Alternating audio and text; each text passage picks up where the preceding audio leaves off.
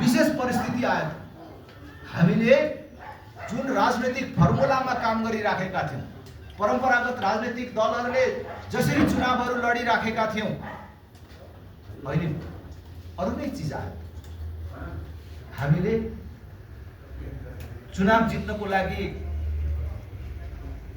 आधारभूत कुराहरू मानेको के हो? संगठन, राजनीतिक दर्शन, योजना।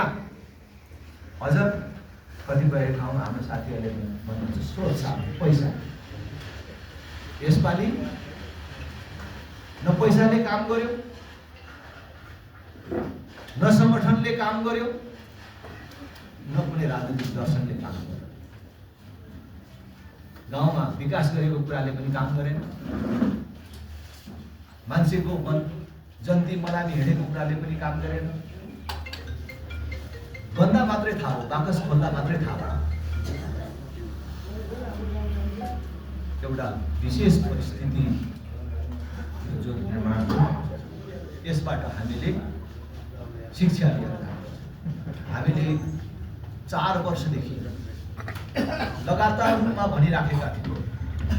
खास गरी 2046 सालको राजनीतिक परिवर्तनपछि नेपालको राजनीतिमा नेतृत्व गर्दै आएका राजनीतिक दलहरू, तिनीहरूले कहिले प्रजातन्त्र भने, कहिले लोकतन्त्र भने, कहिले गणतन्त्र भने, प्रजातन्त्र भने पनि, लोकतन्त्र भने पनि, गणतन्त्र भने पनि पार्टी तिनै थिए, नेता पनि तिनीहरू नै थिए।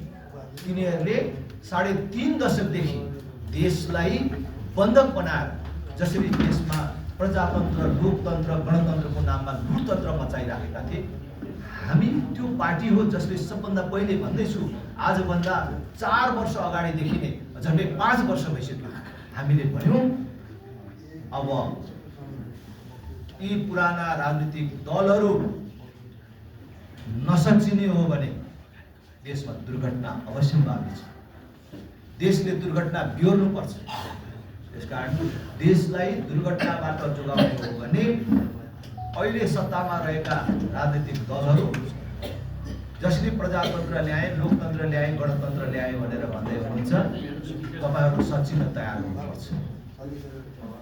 सच्चिनुहोस् र देशमा एउटा राष्ट्रिय सहमति निर्माण गरौँ। देशलाई बचाउने हो, देशलाई स्थायी रूपमा एउटा विकास दिने हो भने देशमा कसैले पनि पाखा नपर्ने, कसैले पनि आफूलाई अलग महसुस गर्न नपर्ने गरी एउटा राष्ट्रिय सहमति निर्माण गरेर जाउँ, जहाँ राजा, राजनीतिक दल र सबै शक्तिहरूको बिचमा एउटा सहमति होस्।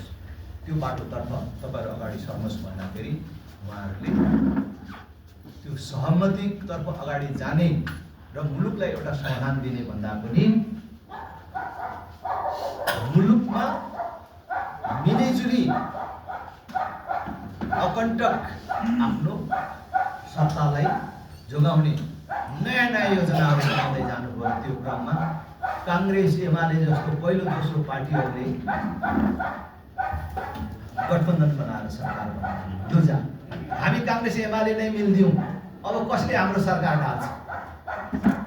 तिमीहरू साना पार्टीहरूले ठुल्ठुला कुरा गरेर हामीलाई तर्साउनेर अर्को देश दिने भनेर अब यति भएपछि हामीलाई कसले के गर्न सक्छ? देशलाई राजनीतिक रूपमा विकल्पहीन अवस्थामा पुर्याएपछि देशले एउटा विद्रोह देख्नु पर्यो। राजनीतिक रूपमा भविष्यमा अझै यसको विश्लेषण होला। 82 भदौ 23-24 गते भएको विद्रोहमा कसको योजना थियो, कसको हात थियो र कसको संलग्नता थियो भन्ने कुरा अझ भविष्यमा प्रश्न हुँदै जाने नै छ। तर कुनै विदेशीको योजना थियो होला, कसैको चाहना थियो होला, तर त्यो भन्दा पनि बेसी कांग्रेस, एमाले जस्तो परम्परागत राजनीतिक दलहरूको आक्रमणीयता मुख्य कारण छ, जसले आम जनतालाई सडकमा आउन बाध्य बनायो र अरूको योजना, अरूको आकांक्षालाई सफल पार्न त्यसले चाहिँ बल पुर्यायो। हामी यो ठाउँमा आइपुगेका छौँ।